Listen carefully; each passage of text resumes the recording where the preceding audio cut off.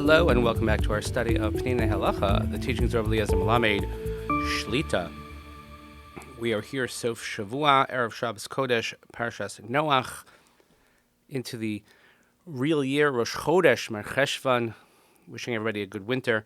We continue davening for Chalei Tzva Agana Yisrael, Refuah Shalem L'chol Petzuei Yisrael, and the safe return of our hostages. And we dedicate our learning, as always, for the past year, Nishmat, Saren Daniel Shomen, Arav Duron, Vishali Hashem Yikum Damo.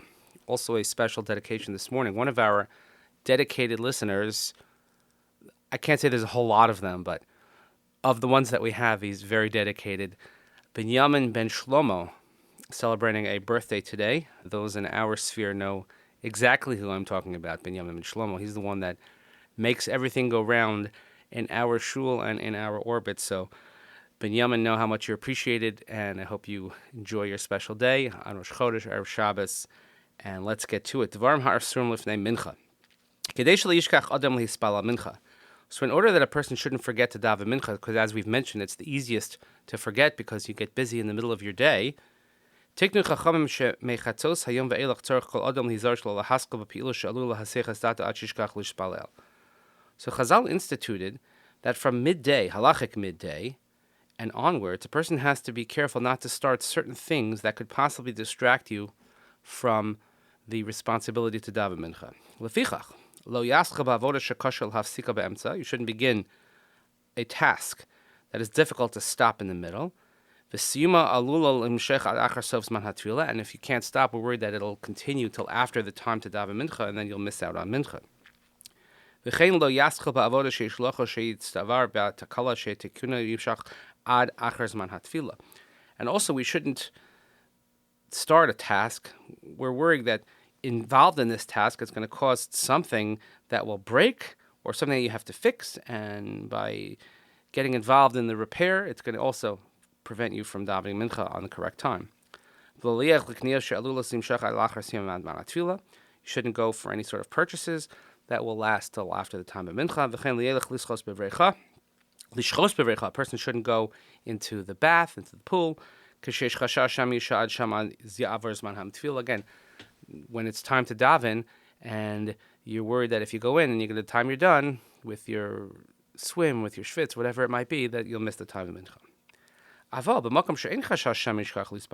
However, if there's no worry that you're going to forget to daven mincha, then all of the aforementioned items are allowed. Lamashal. If you're a place where someone's going to come into your office, someone's going to come into your workshop, someone's going to come into you and say, listen, we have to go daven mincha now, and someone's going to remind you, then there's no chashash, there's no worry that by being involved in the task that you'll forget to daven mincha.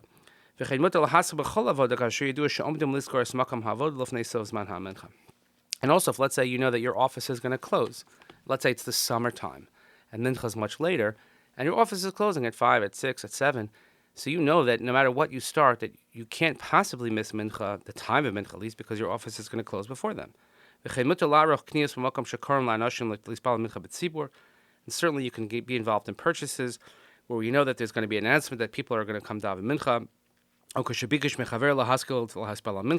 or if you ask someone to remind you to daven mincha. Or if you're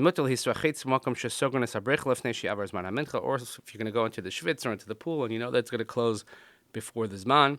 If let's say you have a regular set time when you go swimming or bathing or dunking, whatever it is that you do, and you know that you're never going to elongate that process past the time of mincha. So that's the practicality of it. In Israel, it's one of the things I love about being in Israel is that no matter where you are, and people realize to see the sun going down, and it's mincha. I'll never forget one time we were in the summer and stuck in terrible, terrible traffic coming home from up north when we could safely and easily drive up north and heading back to the Merkaz, and you see the sun setting and people are just pulling off the highway to daven mincha, even making minyanim. It's such a beautiful thing.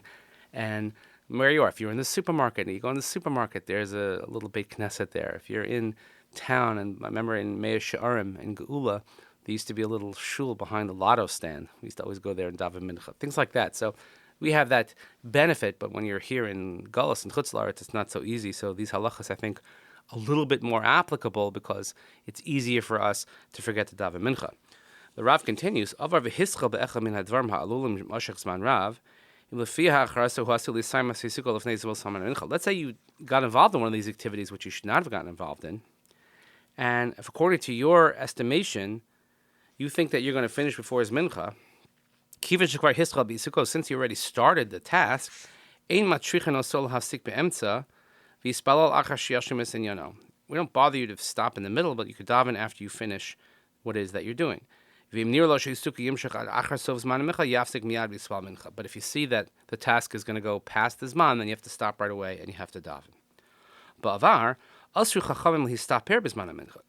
In the past, the Chachamim said that a person shouldn't take a haircut in the zman ha-mincha, in the afternoon.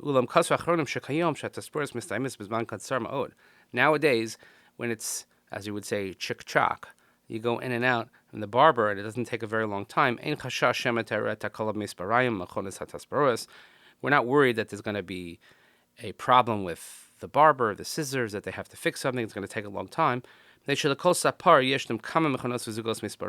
every barber has countless pairs of scissors, etc. So already once the time of mincha comes, you're allowed to get a haircut. We're not worried that you're going to miss mincha. The practical application of this is that when taking upon a task or entering into something, you always take into account whether I'm going to make mincha or not, and it should always be in the forefront of one's mind. So either have someone remind you, or you know what time shul is, etc., etc.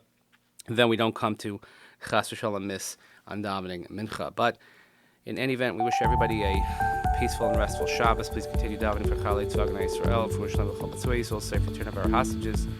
Nishmat, Sir Daniel Shem and Rav Dram Michelle Shem Damo. We'll see you all next week. Thank you so much for listening. Have a great Shabbos.